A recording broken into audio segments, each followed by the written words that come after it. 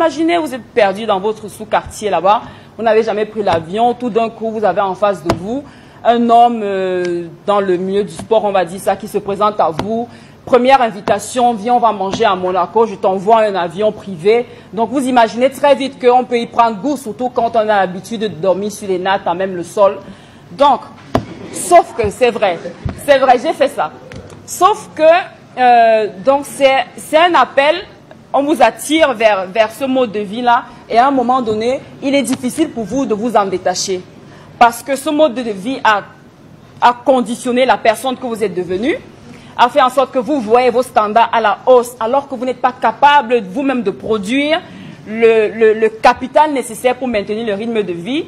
Donc, tout ça fait en sorte que je veux me battre coûte que vaille pour maintenir ce standing-là. C'est-à-dire, ça allait du fait qu'il fallait assouvir ses caprices, et ces caprices passaient partout. Parce que c'est très simple. Donc, si vous passez par une petite crise, c'est OK, d'accord, aujourd'hui, je ne te paye plus le loyer. Si tu veux encore être avec moi, il faut que tu fasses ça. Moi, j'aime bien faire ça. Donc, je me suis retrouvée dans un engrenage entre mes 18 et mes 24 ans, on va dire, où je ne vivais pas ma vie.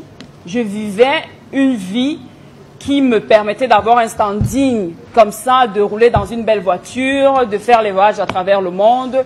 Mais au fond de moi, je n'étais pas heureuse. J'étais très malheureuse parce que je ne m'épanouissais pas. Je le faisais et tout. Et je n'ai pas eu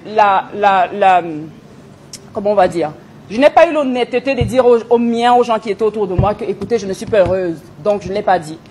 Heureusement pour moi, quelques années plus tard, 3, 4 ans, 5 ans plus tard, je me suis posé la question qu'Hélène s'est posée un soir chez moi. Je me suis demandé, est-ce que c'est la vie que mon père aurait voulu que je vive? Est-ce que mon père aurait voulu que je sois une femme objet, ou est-ce que mon père aurait voulu que je prenne ma vie en main?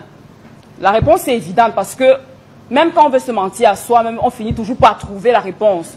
J'ai décidé ce soir-là de prendre ma vie en main, de poster ma candidature. Je n'avais que le bac. Comme je vous ai dit, je n'ai pas fait des études secondaires, universitaires, pardon. Donc j'ai posé ma candidature, j'ai profité d'une période où on était un peu en froid, j'ai posé ma candidature et j'ai commencé à travailler. Quand j'ai commencé à travailler, il y avait autour de moi mes collègues de boulot qui gagnaient à peine 10% de ce que je me faisais en un mois, juste en un voyage. Mais devinez quoi, elles étaient les plus épanouies possibles, les plus gaies. Moi, quand on rentrait du travail à l'aéroport, je démarrais ma dernière voiture climatisée et tout siège en cuir. Mais elle est montée dans la navette, mais il y avait une ambiance plus chaleureuse. Elle se sentait bien et moi, j'étais toujours malheureuse. Au point où, quelques années plus tard, même pas 2 années ou une année plus tard, une année et demie, j'ai dit à la personne avec qui j'étais, tu sais, tu m'as fait beaucoup de bien sur le plan matériel. J'ai côtoyé ce que je ne rêvais même pas côtoyer. Je ne savais pas que je monterais dans un avion un jour et tout et tout. Mais sur le plan émotionnel, physique même, je ne m'épanouis pas et je suis en train de me tuer à petit feu. Je pense que ce que j'ai toujours voulu moi dans ma vie, c'est me poser, avoir une famille, avoir des enfants et bâtir ma carrière. Parce que je suis de ce type de femme-là qui pense que la femme doit travailler pour apporter également, en fait, d'équilibrer le foyer. À ma grande surprise, il a très mal pris. La rupture s'est très très mal passée. En 2014, il a balancé toutes mes photos intimes. Je ne veux pas, c'est vraiment, je vous raconte ça à vous comme ça. Et l'histoire a tourné, c'est devenu un drame international même. Donc peut-être certains d'entre vous ici ont appris cette histoire.